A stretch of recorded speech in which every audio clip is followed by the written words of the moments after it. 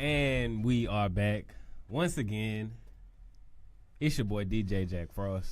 And this is DJ Dynasty. And it's another episode of The Roommates, man. You know how we coming. Craziest stories in the past week.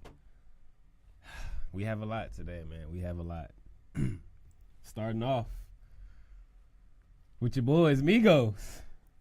They It's everybody boys these days. Yeah, man. It's like they can't make a bad song these days. You know, it's like hit after hit. I love it. But they took an L recently. The Migos have been slapped with a lawsuit for inciting a riot at one of their shows, which caused several people to be stabbed in the aftermath. I wonder what song they was performing. Probably had to be Fight Night or something. Ain't no telling. It had to be. Okay, so look. The incident occurred back in 2015 in Albany, New York. According to the lawsuit obtained by TMZ and filed by the concert venue, the rap group showed up late, smelled like weed and alcohol, and refused to hold a meet and greet, which customers reportedly, had already paid for. Mm-hmm. So as a result, the crowd reportedly grew agitated and chaos started, and to make matters worse, the venue claims that Migos basically started encouraging and like cheering and enticing the fans to fight, which in turn caused the fans to be stabbed, robbed, beaten, severely injured, and harmed. So let me get this straight. They probably, I'm assuming they probably saw some guys shoving each other in the crowd and was like, "Oh, I know you gonna let them do you like." I'm you know what I'm saying? They was in there probably like, "I bet you won't swing." Exactly. They probably made a song. Just get hype. They probably made a song about it and everything, man. That's crazy. They was probably. I know they was turned in there. The Migos. I know they was turned. I bet you won't. And I'm pretty sure they concerts in general, people just be, their music is kind of up tempo. So trap music. Exactly. So everybody's already on 10 anyway. Just wait on it before they even hit the stage. So yeah, I'm pretty sure. I'm surprised we haven't heard more about riots being incited at their concert. Somebody else actually just had a riot at their concert. I want to say not too long ago. I forgot who. But yeah, man. The venue claims the group didn't do anything to stop the fights. In fact, the lawsuit states the group was laughing and egging the crowd on as metal gates were ripped from the ground and thrown into the crowd. Yeah, man, it sounds like it was ugly in there. Migos was just turned, probably drunk on stage. You know how Takeoff be? He barely be moving when he be on stage. Mama. Yeah, Takeoff. He be on a whole nother level. He really does. It seems like Quavo just be the one only sipping Gatorade before the concert. Cause Takeoff, but he be on all kind of substances. I wouldn't accuse him of it, but I mean you can just tell he literally barely even moves when he's on stage. It happens, man. All-Star game, but he was stuck for a minute. He had to snap out of it. Yeah, he was. So that's funny. It's not funny because people did get injured. A couple people got stabbed. That's crazy. That's crazy. Yeah. At the end of the day, man, you just gotta. I don't know if you security or if it's your building. Like, what kind of precautions can you take? It's really nothing you can do. Like, you can probably take out all the tables and everything. Just have a stage up there. Some people still gonna find a way to light a fire, anyway. I mean, do you blame Migos? I mean, I really don't. I mean, if you the owner of the building, you gotta, like I said, just make sure that all boxes are checked. Then, just go ahead. So you feel like it was a security problem? Yeah, so I feel like it was. Even though the Migos, refused to do the meet and greet that people paid for. I mean, I'm pretty sure they haven't showed up to all of their meet and greets. They probably most of the time forgot they even had one, honestly. So you can say like paying customers will have a legitimate beef with that. Yeah, definitely. Yeah, definitely, but I'm sure, they probably pay extra. Oh, definitely. For the, the little VIP backstage passes. Yeah, paid a handsome grip for that. You feel me? So I see, why they would be mad. Want to start a riot, but at the same time, I see what you're saying. Security should have been strictly enforced to just shut all that down. Like, exactly. No. I mean, you know, it's kind of hard. You know, it's that many people, but I don't know. You just gotta stop that stuff early. Like, as soon as the first fight break up, you just gotta come in there and just snatch folks up. Oh, I've seen that happen too. I've seen people get carried out of the club. And I was gonna say, it's not like they are on the famous Dex type stuff, like 6ix9ine jumping into the crowd and stuff. They don't do that. Famous Dex is on a whole nother level. Like, he strips down to his underwear and jumps in the crowd. Yeah, I don't get the point behind that. I don't have that much trust. First of all, I mean, how do you know they want to catch you anyway? Like, you got to point to people like, you gonna catch me? I'm saying though, you got to make sure at especially first. These days, because how many rappers have we seen in the past year try to crowd surf and just fall straight to the floor?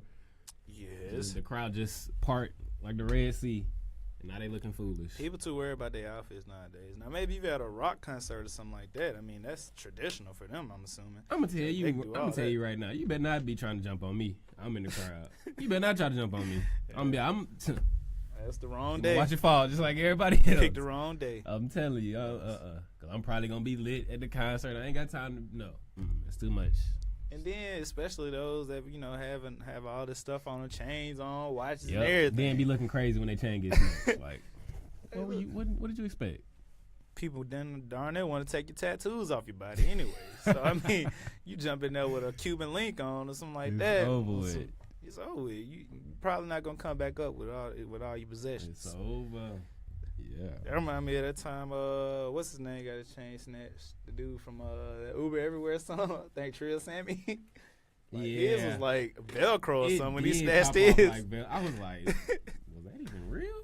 Yeah, it happened so fast. But what's the next story we got for the people today, man? Yeah, man. Some you was telling me about this another shooting allegedly that happened, man.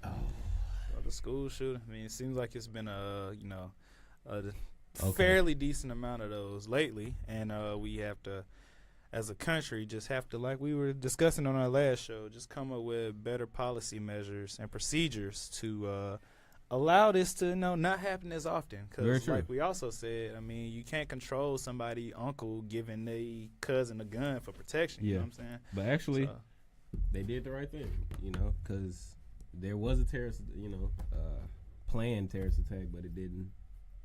Never, happen. He never went out with the plan. Is what I'm trying to say.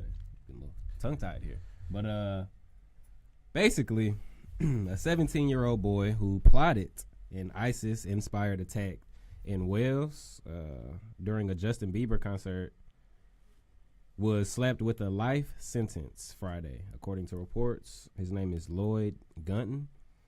He was arrested hours away from committing an act of atrocity. On June 30th, 2017, the day Justin Bieber performed in the capital of Cardiff, the teen from Landstreet, I don't know if I'm saying that right, but it's in South Wales. He had researched the security details of the concert and had uploaded terror-related posts on Instagram, including images of the ISIS flag. And his password for Instagram was truck attack. Yeah, authorities, went in, got all the details, and his password was truck attack. So one post that he, posted on Instagram said, May Allah bring terrorism to Cardiff on the 30th of June. The wannabe terrorist had also researched how to carry out a vehicular attack and how to stab and kill. His internet history included searches for ISIS beheading videos, how to create a terror attack, and what does getting shot feel like.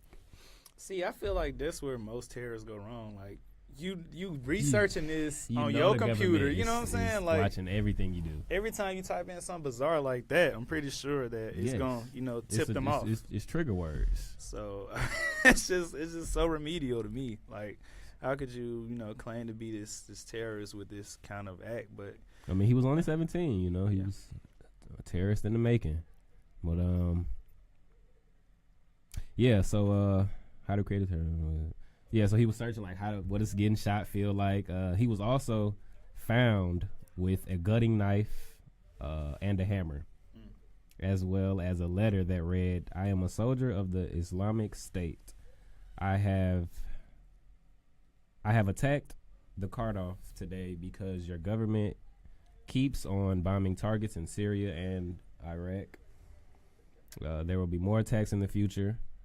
The boy was found guilty of one charge of engaging in the preparation of a terrorist attack, 2 charges of encouraging terrorism, and 2 charges of possessing terrorist information. He must serve a minimum of 11 years in prison before being eligible for parole. Well, I mean, yeah, that's some serious stuff, man. You get to mentioning all these enemies that we got, and you pledging your allegiance to them. Yeah. Basically, I mean, you know, you should do no less than 10, 20 if you ask me. Life. Pretty much. I mean, ISIS has been responsible. They've been kind of, I don't know if they've been doing other stuff in other parts of the world, but they've been kind of low key in regards to us lately.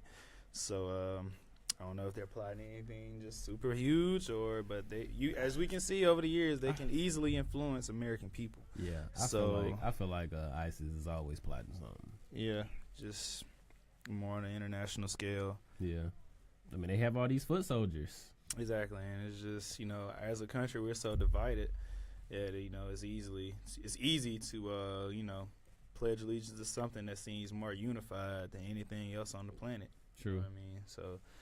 Even if you've never heard of ISIS, I mean, if you listen to them on the right platform, you may be convinced that, hey, maybe this is the right squad to join, Yeah. It's sad to say, because they haven't done anything positive, not that I know of. So, yeah, it's a sad issue that we're going to have to continue to deal with because it just seems like they get all people from all kind of walks of life, man, big, tall, skinny, small, white, black, Indian, Asian, so I mean they can get anybody. It's just the message that they're putting forth, and it's sadly influencing guys to do stuff like this, Yeah. Because in a letter, that they found that he wrote, it said he's attacking, he's carrying out this terrorist attack because the United States government keeps bombing targets in Syria and Iraq, so. Exactly. So he feels like, it's his duty to retaliate. Pretty much.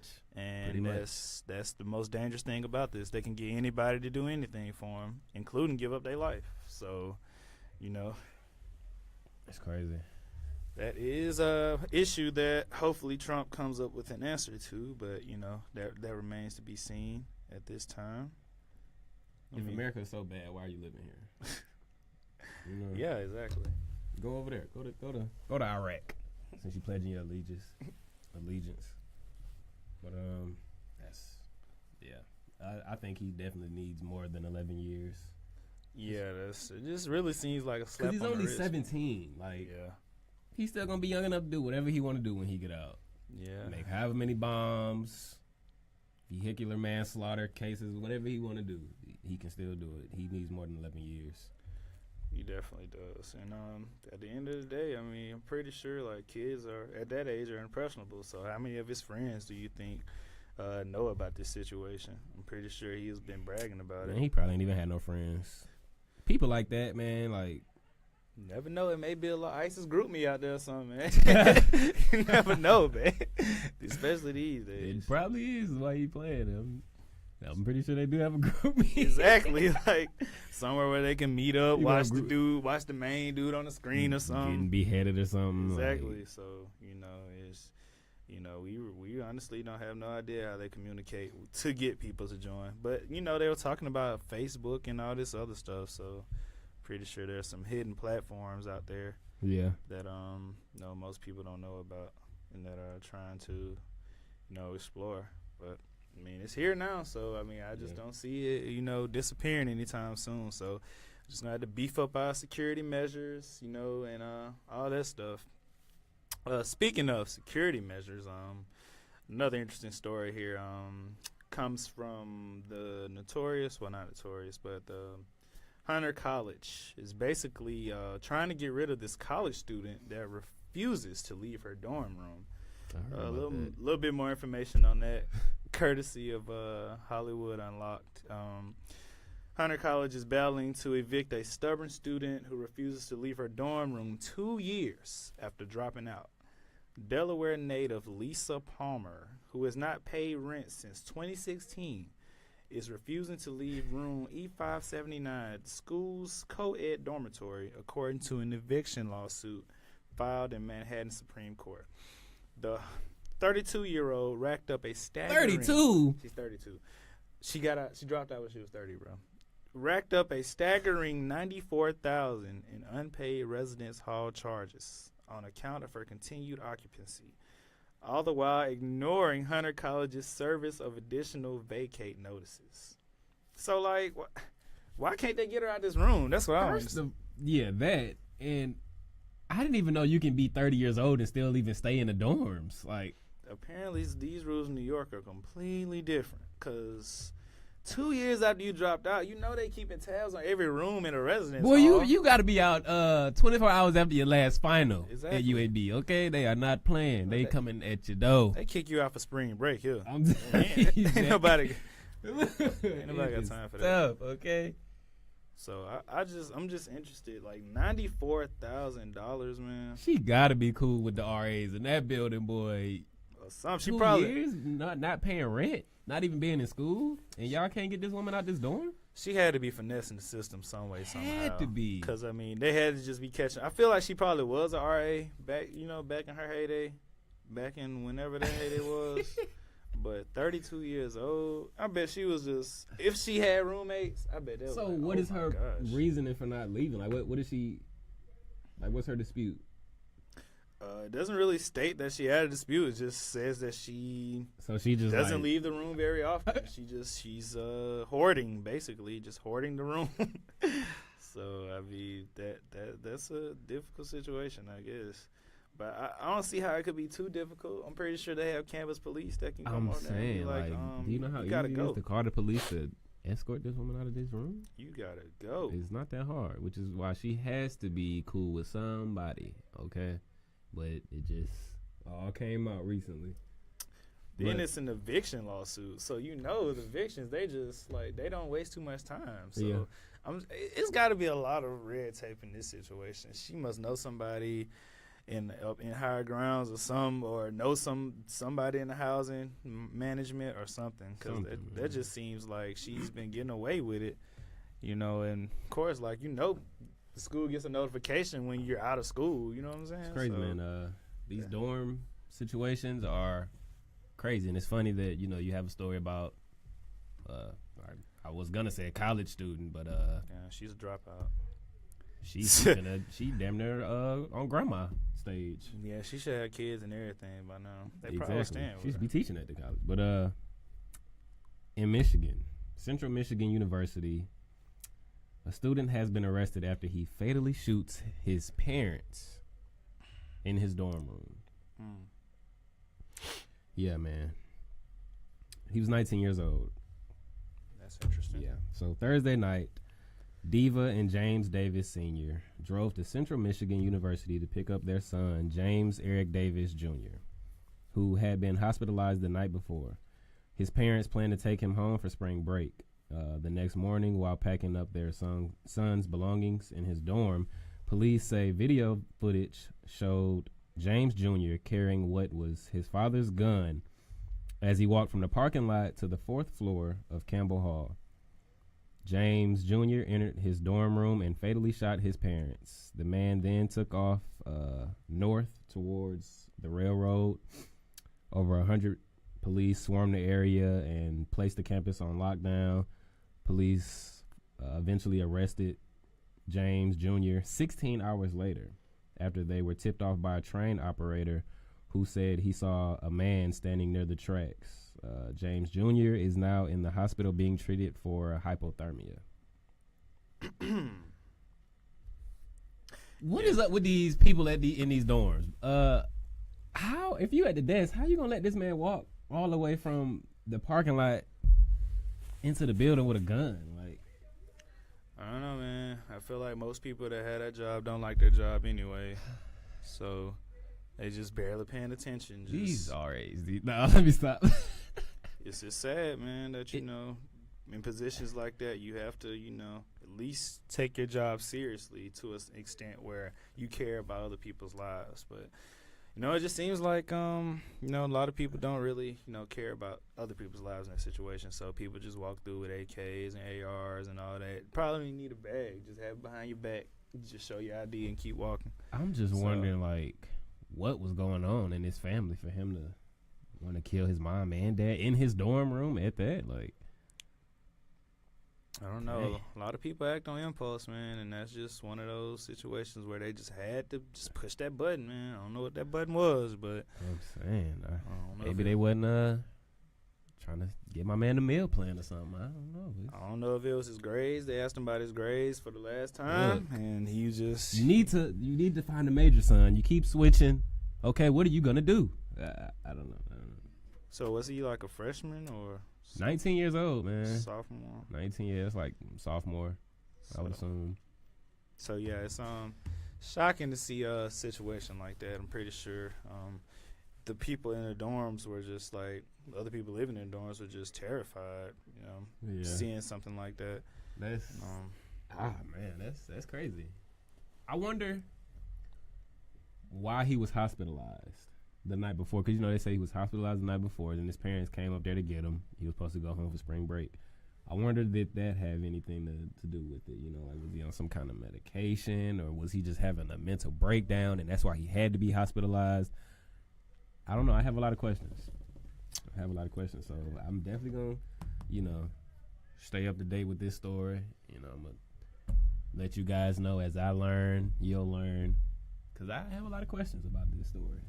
Man, at the end of the day, it's a senseless murder. So, and nothing he can say can provide any type of legitimate motive to do it. But it could be anything under the sun. I mean, it could be they stepped on his shoes or something. Who knows? It's 2018. His sister tweeted about the situation. She tweeted, "Today I lost my parents, the only people that love me unconditionally. I'm thankful for every single thing they've done for me. All I ask is for everyone to keep me and the rest of my family in your prayers.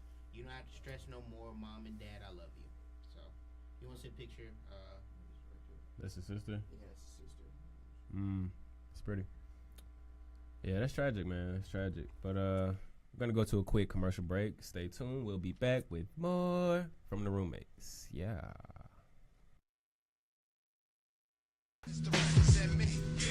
Uh-oh. West Cam. Let's work. Got the world on my shoulders just for training like a squat now. Haters killing my character, missing the plot now. You took the elevator, I took the stairs to the top now. Came already warm Friday night, so I start now. You count my minutes like I'm prepaid. I'm steady stunting in my coat of colors, brother stuck in sheep shade. You say you're sold for some cheap fame? Well, you ain't rich, boy, you a silly slave in a cheap chain. Rappers are the greatest actors, blowing smoke green to the game, so I guess they really backwards. Meanwhile, I'm here attacking platforms, beating on these beats until they kicking proper like I'm Joe Jackson. Do it for more than just cuz, so I ain't crippin'. Only blood I'm claiming is what I'm spilling from penning. These signature lyrics I'm giving in it to win it, a gem and I shine. We about to leave a legacy that lasts the end of time. Some say love is blind or it's bitter, I just say it's kind. Kind of both. Yeah, we are back. The roommates. It's your boy, man. So, as you guys, you know, we've been reporting on this Larry Nassar case with him and, you know, all these ladies, you know, coming out accusing him of sexual harassment, sexual assault. Now, there's a man coming forth. I knew it wasn't gonna take long, man. Yeah, man. There is a men's gymnastics category. Yeah, so man. Sure there. The first male accuser of Larry Nassar. He said he was 16 when this all went down. Let me get into the story. 18-year-old Michigan State University student Jacob Moore is the first male to join a civil complaint against Larry Nassar. Moore told NBC during an interview on Tuesday, quote, "I wasn't a dumb kid. I knew kind of what medical practices were, and I knew that one was out of the ordinary. Sometimes things feel uncomfortable, but you never really know that something is blatantly wrong, end quote. He went on to say, I was inspired by my sister and everyone else in this community to come out and help bring change to what was allowed to happen. You know, the guy says he felt compelled to come forward after watching the brave testimonies of his sister and other female accusers. His testimony states that when he was 16 years old, Larry Nassar applied acupuncture needles to his genitalia with another female gymnast watching, as he asked her if she had ever seen male sexual organs. Moore expressed that he feels the USA Gymnastics Organization and Michigan State University are at fault for these crimes. They are both being sued. So, Larry Nassar put acupuncture needles into the 16-year-old boy's penis? I mean, you know, with the all the accusations that he's come under fire for these past couple months, you would think there's no level that you can stoop down to even further, and it just seems like I don't even think this is the tip of the iceberg as far as what he's tried with different athletes, as far as whatever kind of psychological methods he was trying to experiment with. But I'm pretty sure this is one of the lowest of the low. I mean, you can't traumatize anyone any further. I mean, besides killing them or trying to stab them or something. I mean, at this point, this is very, very, it's a very serious issue because, not only are girls being affected, now males are coming to the forefront and trying to expose this man for what he really is. Everybody sees him as diabolical, of course, and just a sick man. But, it just seems like some of his practices were just inhumane. I mean, I don't understand why you would want to use any type of needles near a person's genital area. I mean, there's just really no explaining that at all. If you ask me, the boy was crazier than Larry. You think I'm finna let somebody come around my junk with some needles? And that's what I'm saying. There's no telling what kind of methods he had to influence. You mean... What kind of injuries did you have where you needed acupuncture in your genitalia? No, maybe he made him think it was some type of therapeutic exercise that allows him to stretch better. Bro, who knows? come on now. There's no way. I'm not trying to rationalize. I'm just saying, who knows what Nassar told this man. Even if he told me, look, I'm going to stick these needles in it, and you're going to be like LeBron tomorrow. I don't know, Jack. I'm like, look. Basketball might not even be my sport no more. Like, I mean, maybe it didn't register to him. It ain't that serious. Maybe it didn't register with him that this just wasn't right until he saw the girl's reaction. Like you said, the girl was in the room with him. I know she probably just like, oh. She probably covered her eyes and was like, "Nah, I don't think this is right." And that's probably when he was like, "Maybe this isn't, Bro, he's sticking needles into your junk, like." But, I mean, I'm pretty sure he felt some type of pain. And after that, he, came to his senses. But it was a little too late for that. I mean, That's of course, wild, Nassar, man. Nassar is something else. Bro. I just want to... the ultimate finesser. I don't know if you've seen the show on Netflix called Mindhunters, but I feel like he would definitely be on that show. It's a show about serial killers and serial rapists and why they do what they do. These guys just getting inside their heads. And I love to hear, some of the things Nassar had to say. So is it scripted or is like real It's cases? based on a true story, basically. Really? Wow. So, he definitely would be a prime candidate for a show like that. I mean, just from a psychological perspective, you're responsible for influencing so many lives year after year after year, and you just see them as lab rats. You know what I mean? Pretty much.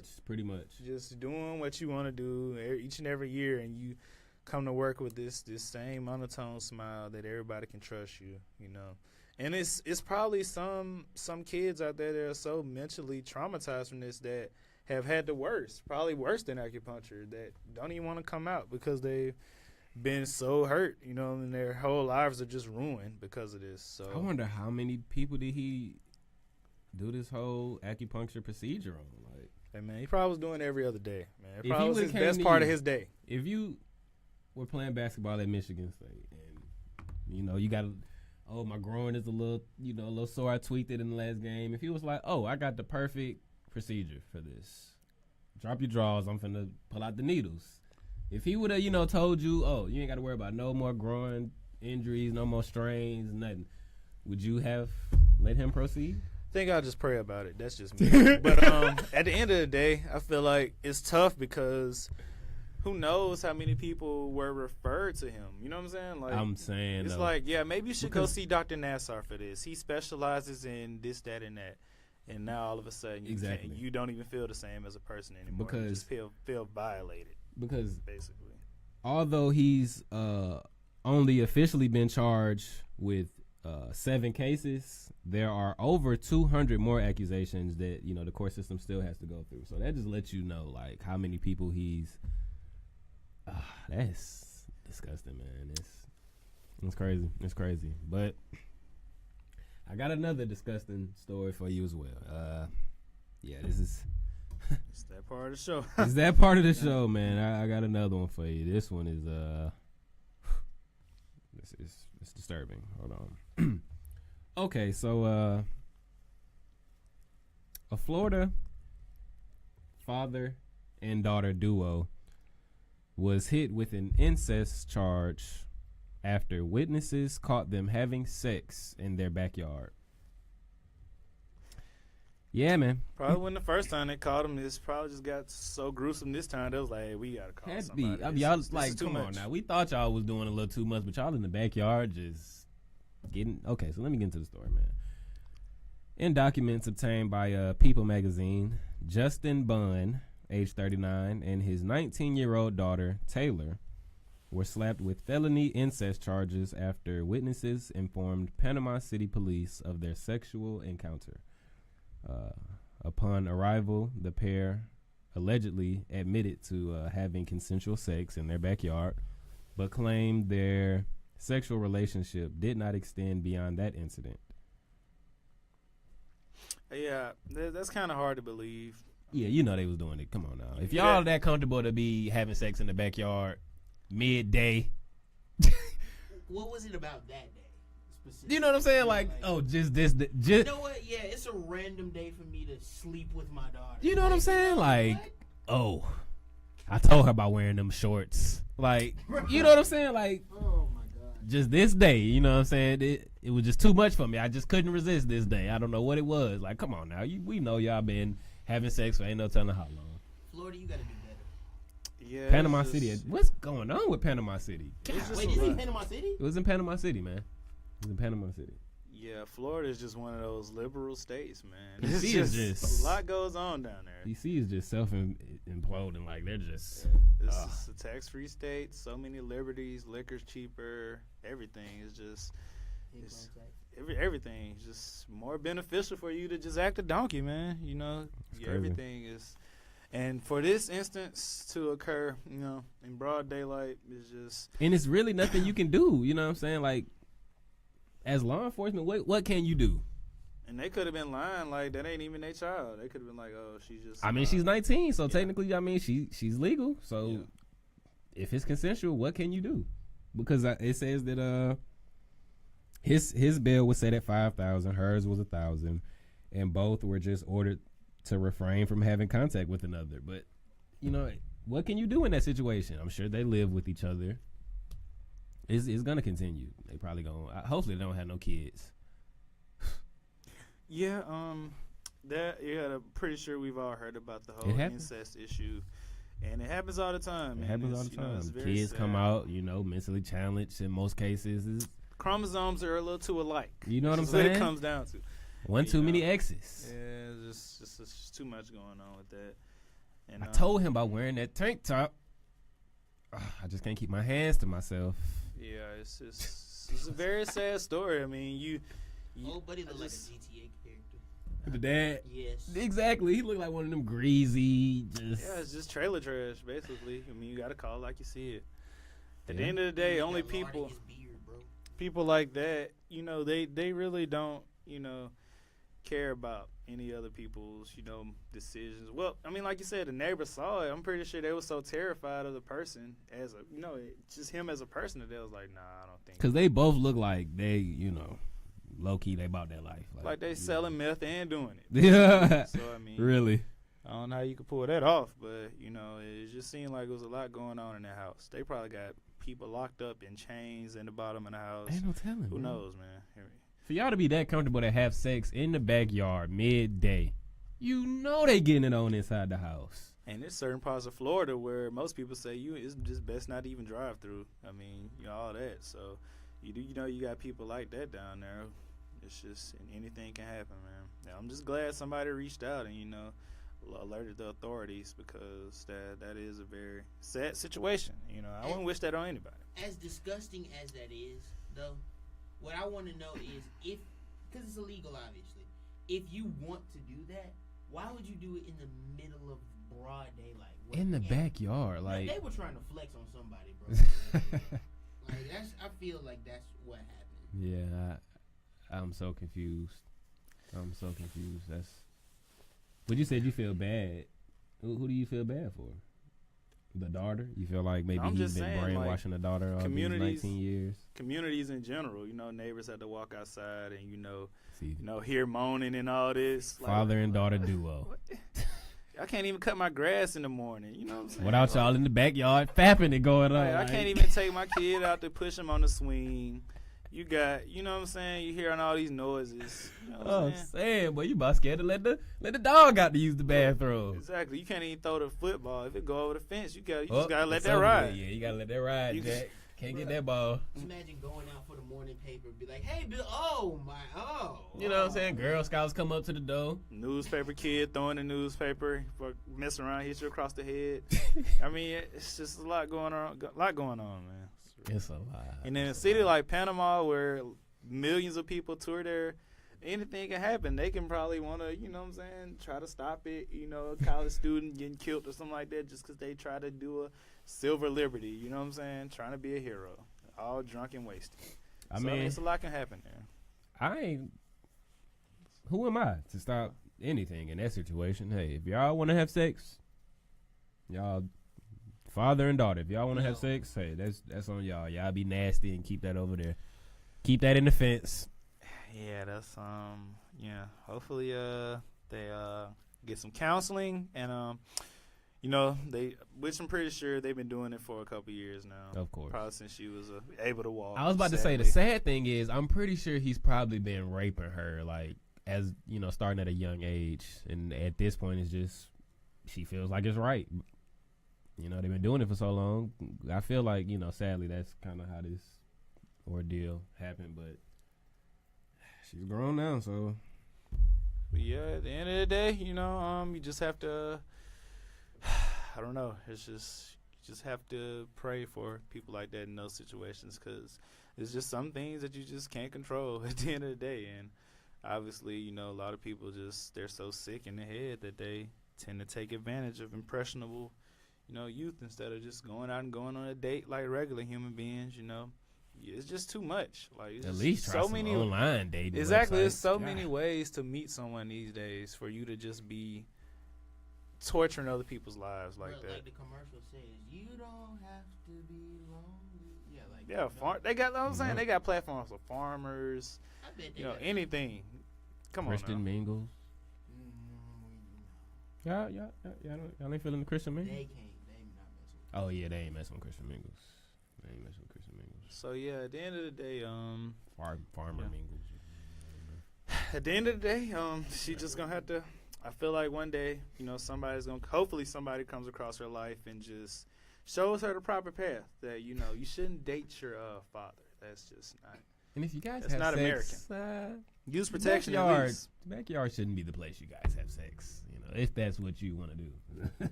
Yeah, but we're gonna take a quick break and we will be back with more of the roommates.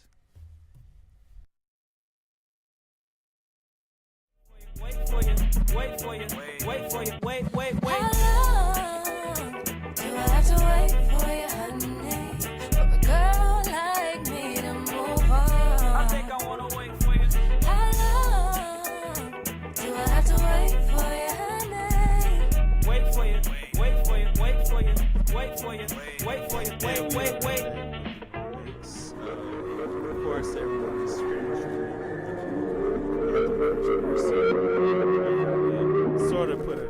sort of a damper on the entire NFL season.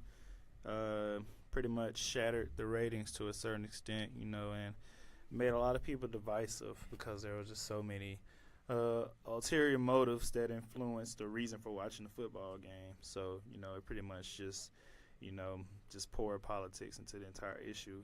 But one team in particular, as a result of the players that protested the anthem, said they pretty much won't sign any players who protested during the anthem last season.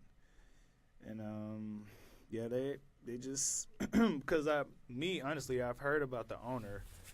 I forgot his name, but he actually came out last season. McNair.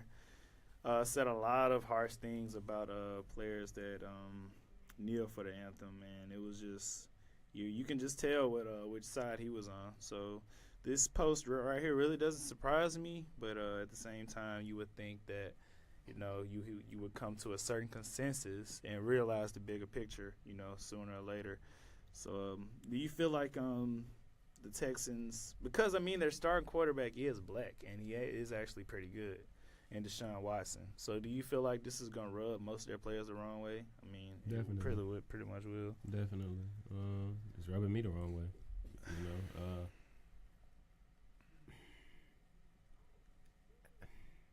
It's just like, I don't know, they kind of forget, who the majority of the population in the NFL is, you know what I'm saying? It's us.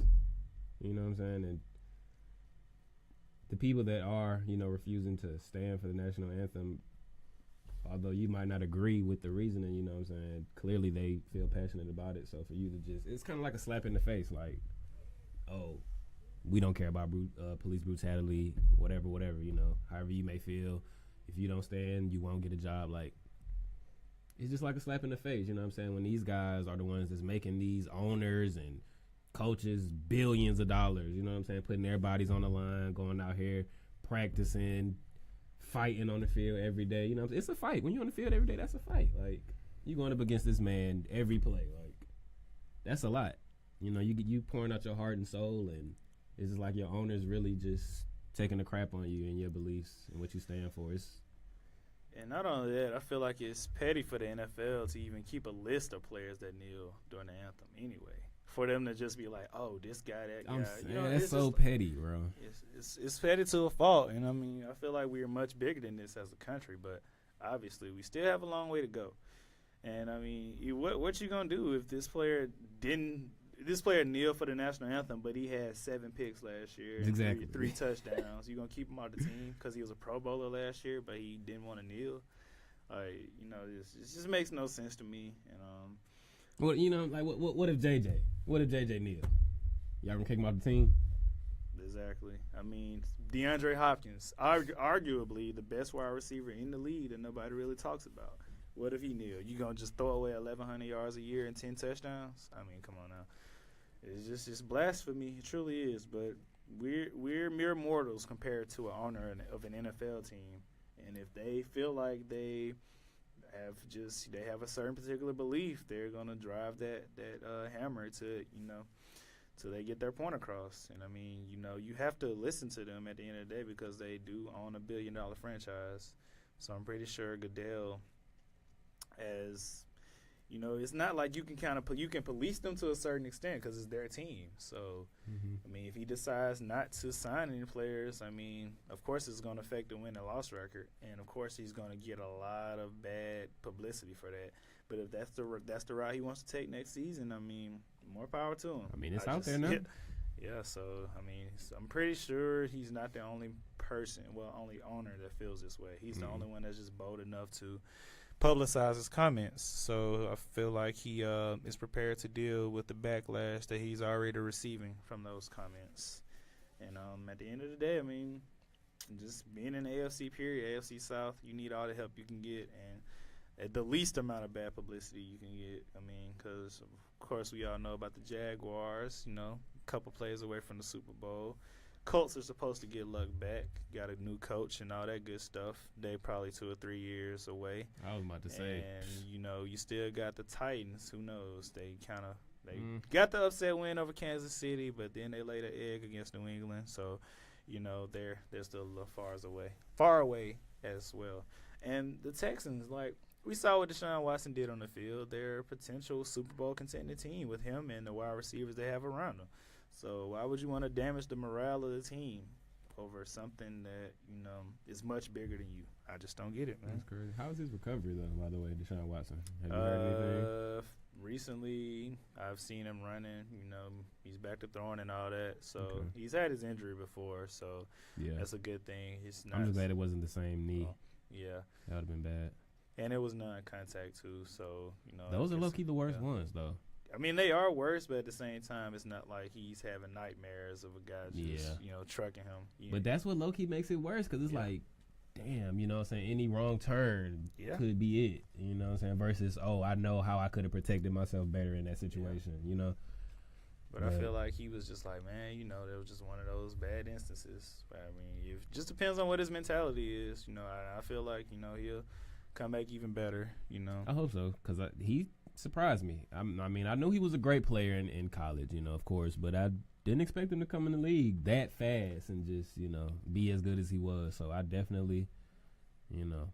I wouldn't say I expected it either, but that last drive in the championship game, although Bama's defense was tired of chasing him around the whole game, yeah, he showed. I mean, and especially since you lost to this team in the championship a year before, you had all the reasons in the world to just fold, but he didn't. So, I mean, that shows the it factor that he has and the fact that, you know, most players, most running quarterbacks, they kind of get tunnel vision when they run. He's looking all over the field. And I always go back to that game against Seattle with their alleged Legion of Boom. Like, he lit them up for almost 400 yards. Yeah.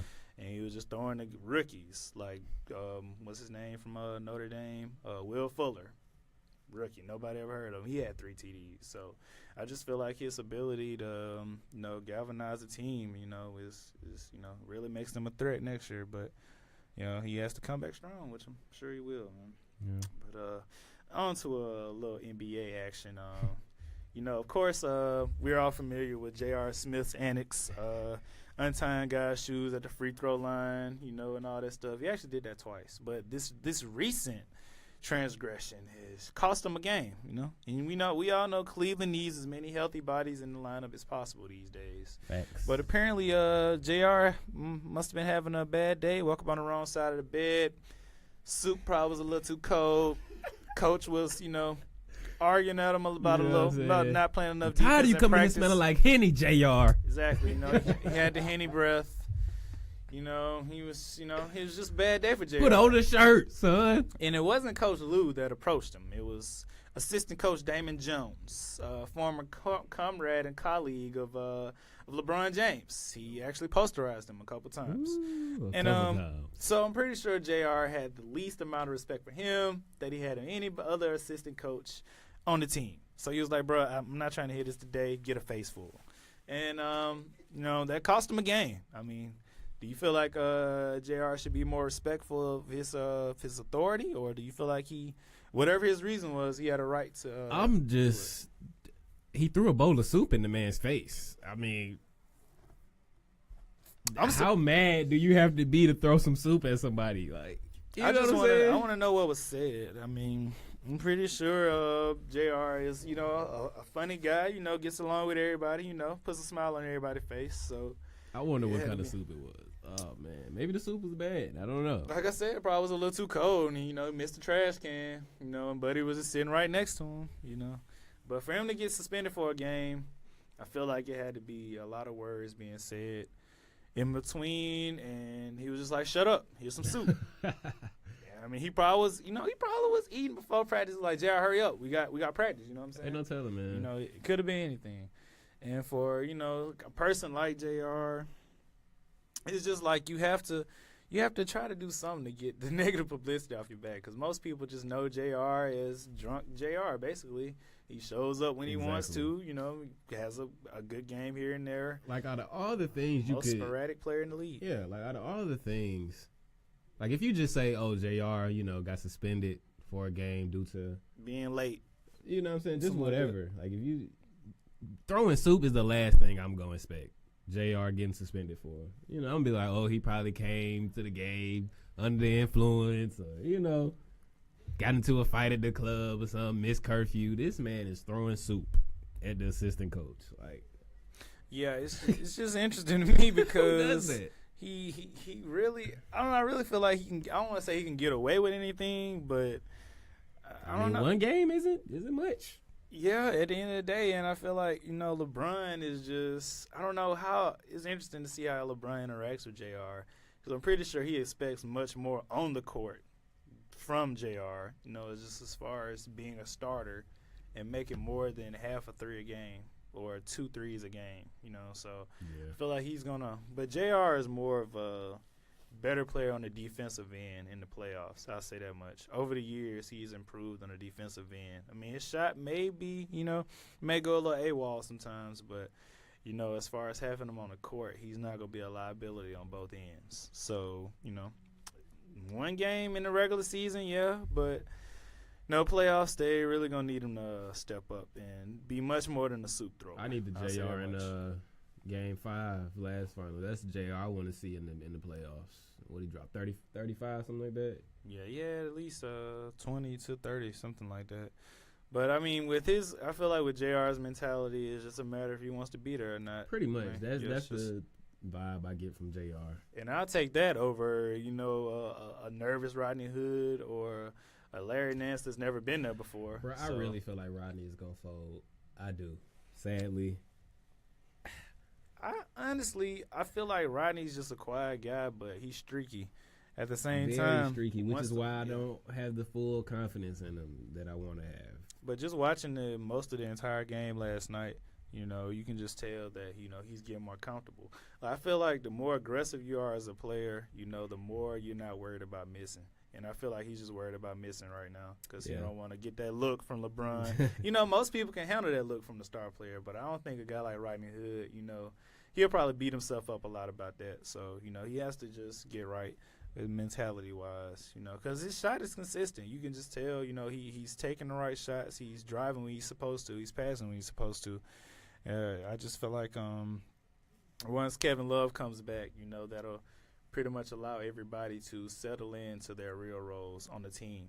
He won't be forced to, do as much on the offensive end and just worry about knocking down wide-open shots, because that's just the key right there.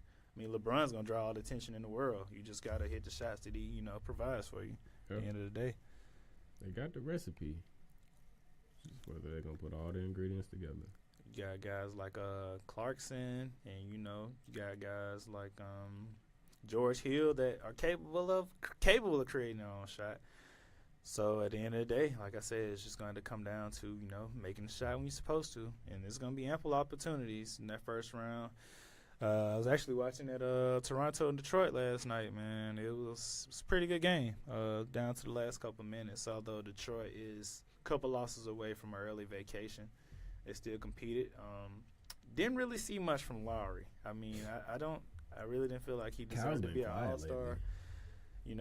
DeRozan pretty much carried them down the stretch, and he had a poster with like 2 or 3 seconds left in the game, so that was a nice dunk. kind of galvanized the troops a little bit. Van Vliet hit the shot in the corner, but I don't see them as a threat to Cleveland, because for this main reason, they're a solid defensive team. But what happens when Cleveland figures it out defensively? Then all you got is DeRozan. You know what I mean? And he's on an island, and they've guarded DeRozan a million times in the past. Tyronn Lue is a smart coach. So Bro, we ain't studying I know that. the records. I know Toronto's record is better, but Cleveland does have one thing that Toronto doesn't, and that's LeBron James. DeRozan said that in the postgame. He said, "I give anybody $100 if they tell me how to guard LeBron." He did say And that. I don't think he was being joking about that. Bro, give me tuition if I tell you how to pay guard LeBron, like for real. $100? That's it. Yeah, that's $1 million question. If Literally. you guard LeBron, $1 you win the question. championship. Period. Facts. Better pay my student loans. But so as far as Houston, man, do you see anybody stopping the streak anytime soon? Because they're winning in so many different ways, and that's what you like to see from a competitive contender. Who they got coming up? They got Toronto Friday, tomorrow. That Toronto is ain't gonna supposedly the battle of the best in the West in Toronto. It's in Toronto. I feel like Houston will win. It's gonna be a good game. I feel. I expect it to be a good game. I'm taking Houston. But I gotta go with Houston. I gotta go. They are rolling right now. Exactly. They are rolling. And I mean, I feel like with just Toronto's team in general, we haven't really seen them in big marquee games. I feel like they've had one of the softest schedules this year because, I mean, usually I check up on every score, and I've never seen, like, they beat this team by this much. Yeah. Nah, it just hasn't been the case all year. And, I mean, a lot of people say they don't get a lot of publicity because they play in Toronto. They don't get a lot of publicity because of what they do in the playoffs in Toronto. They fold. So, I mean, even if they do make it to the conference finals, they've already done that. So it's not like we're just going to feel a different way about this team.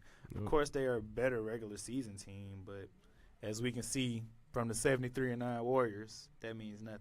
So, yeah, you just can't put too much stock into what Toronto's doing right now. But, I mean, hey, I'd love to see them push it to a 7-game series against Cleveland or Boston, in the semis. I mean, there's not really many teams in the East to, captivate my attention, honestly, because they're all young.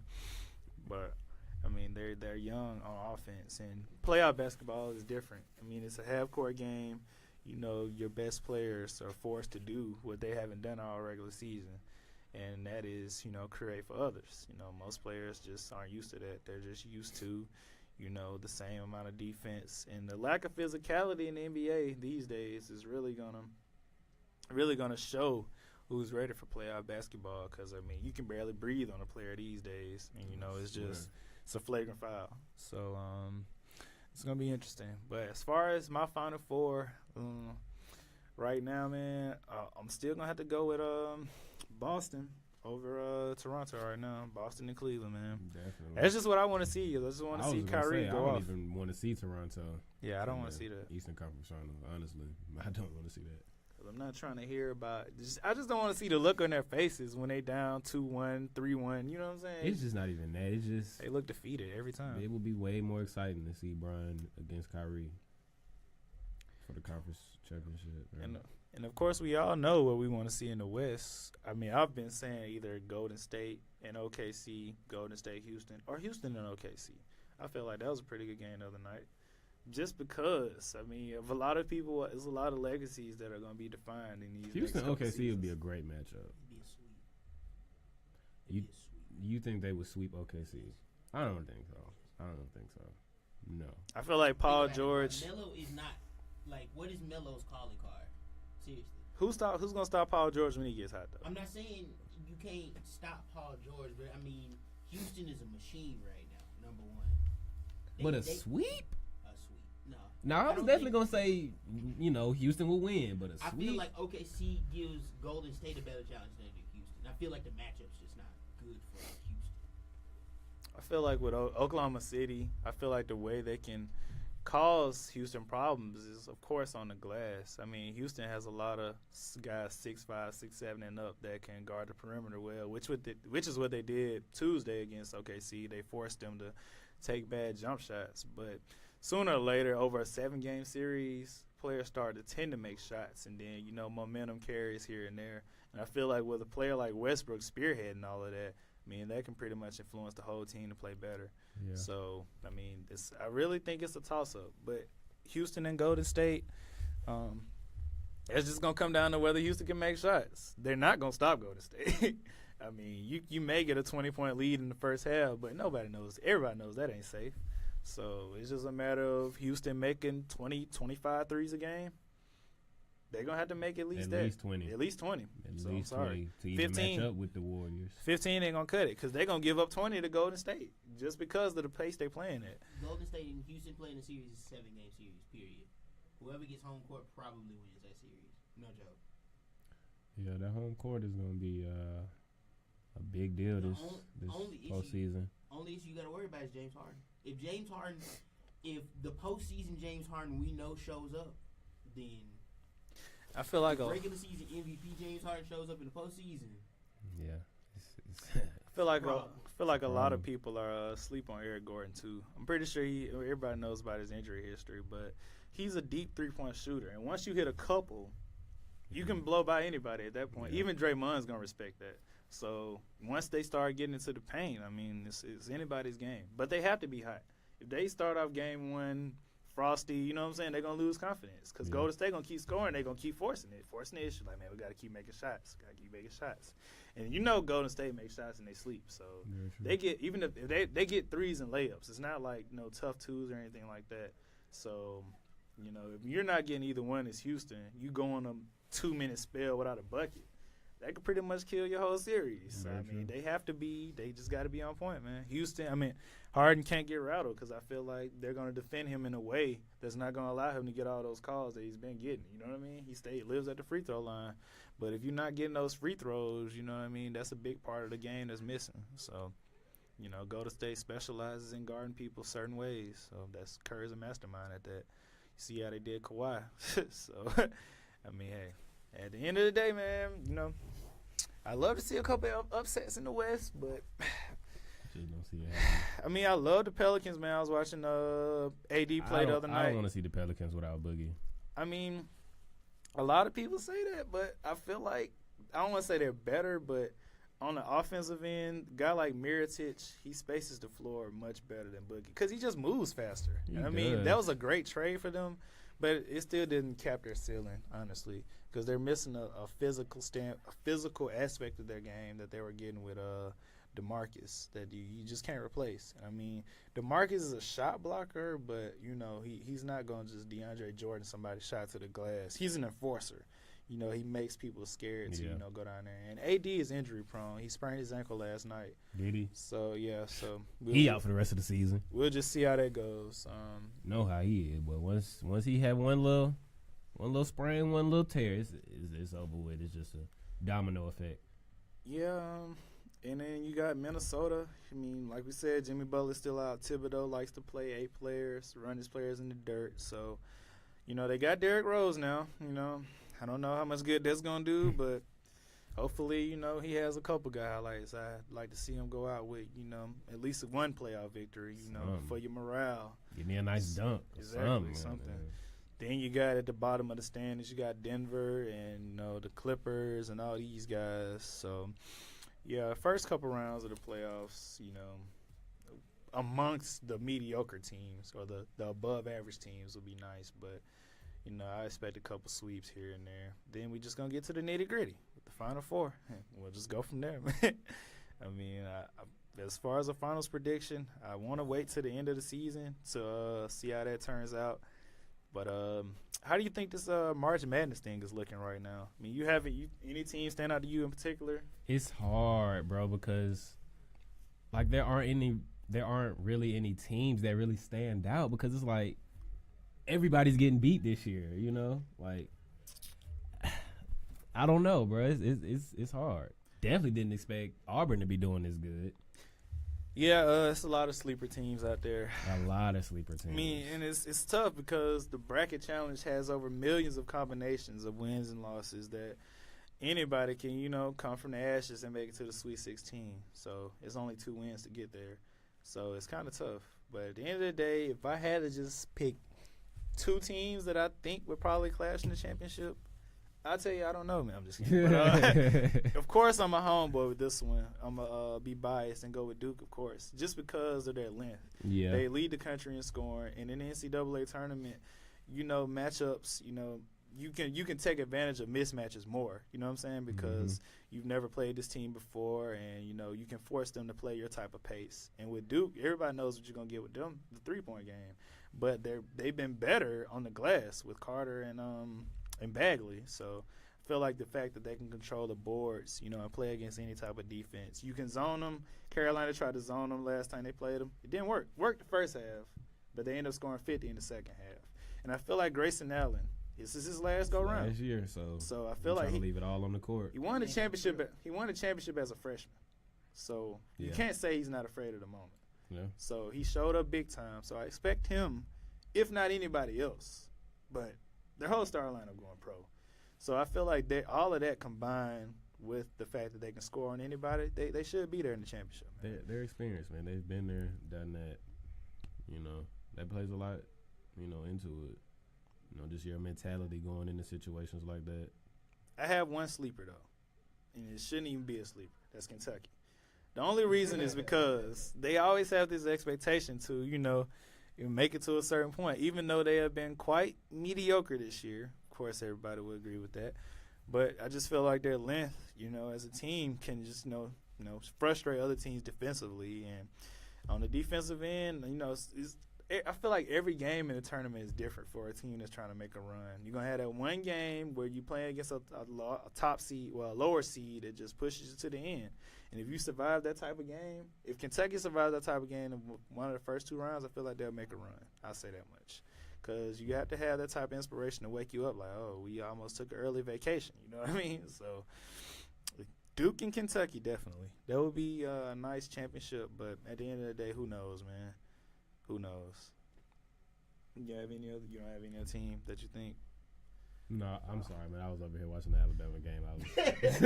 I was getting distracted. I mean, yeah, like, you know, it's, of course. Give me Villanova.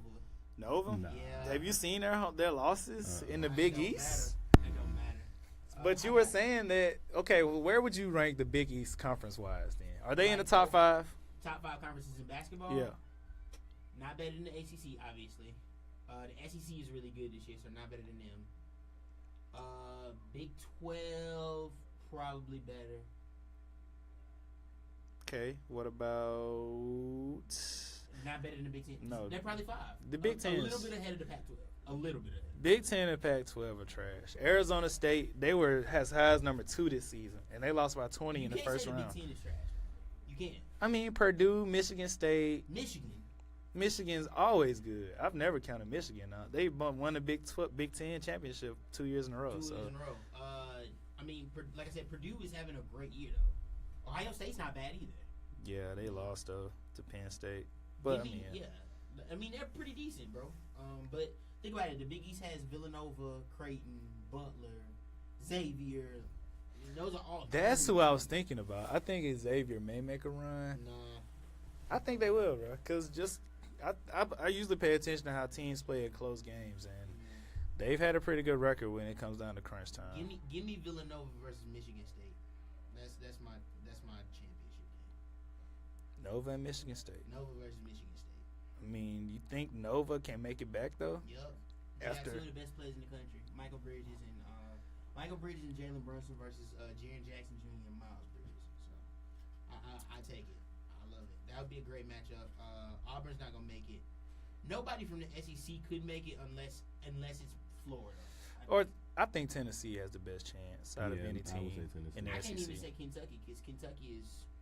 I'm just talking about based on the 5-star recruits, all the All-American. You know, if they play up to their potential, they should be there. Kentucky, well, you know, what people are talking about is, you know, out of 351 teams in the FBS, in Division I basketball, Kentucky is by far the youngest. I know. That's what I'm saying.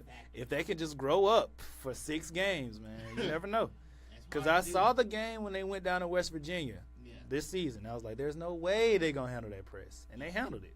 They struggled a little bit, but they came through and won the game. So I feel like that he can use that film right there. So, like, you know, you guys did this against one of the most turnover forcing teams in the country. You can do this against anybody. So I feel like he can use that as great bulletin board material. But like you said, they're young, man. It made the lights maybe a little too bright for them. You know, at the end of the day. So yeah, man, this is ready to get ready for next week. Of course, you was talking about Virginia, man. You don't have any faith in them? I have faith in Virginia, but Virginia is one of those teams where I feel like they're so good that they won't make it. You know what I mean? Have you ever had a team where you think that, because they're the number 1 seed, they're not gonna make it? Yeah, that happens every year. I always feel like there's 2 number 1 seeds that are gonna get upset. Exactly. Like, it's gonna be somebody that's gonna get upset.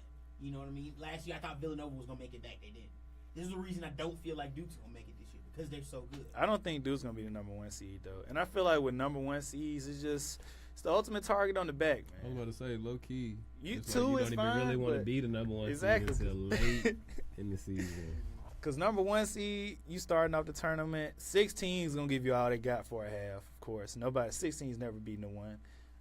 That may never happen, but you never know. You can lose Pigs to may a fly. 8. Everybody want a shot at number 1. Yeah. Can I get if you want a sleeper for real for me? To be real with you, I have 2 of them. Rhode Island is one of them. The other one is Wichita State. I like Wichita. I've been watching them all season. Shaquille Griffin and Landry Shamet. They're vets. Mm-hmm. Frank Kemp. Even though they lost to Cincinnati, I think. Cincinnati's pretty good too. Cincinnati is very good. So, yeah, man, it just depends on what bracket they in. You know, at the end of the day, matchups are everything. Matchups are everything. Cincinnati, bro. That's you. It's not. I'm from Cleveland. Oh, yeah. Look at you. I mean, that's Ohio. You feel me? Like, It is. Even though I go to UAB and I went to and I like Alabama. If Auburn makes it, I'm gonna root for Auburn. Always. I root for every team in Alabama and Ohio. You get me? So But Auburn, from their perspective, they just don't have a lot of length, man. And it's going to hurt them on the boards, man. They're a scrappy team. I feel like they can put up 90 on anybody, but you still got to control the glass. So, I mean, hopefully they can make it to the Sweet 16, make some noise, you know. But I feel like just because they're going to get put in a tough bracket, you know, based on how they do in this tournament. If they make it to the conference final, maybe they may get a little leniency from the committee, but I feel like with most teams in the SEC, they always get the toughest matchups for some reason. So, just a matter of who they play at the end of the day, man. Yeah, man. Anything else you want to share with the people, man? Well, that wraps up another pleasant edition of The Roommates. Hope everyone enjoyed listening. And we will be back next week, 12 o'clock Central Time. And we will be bringing some of the most controversial stories on the face of this earth. And we will continue to thank you guys for your support. And this is DJ Dynasty signing out. And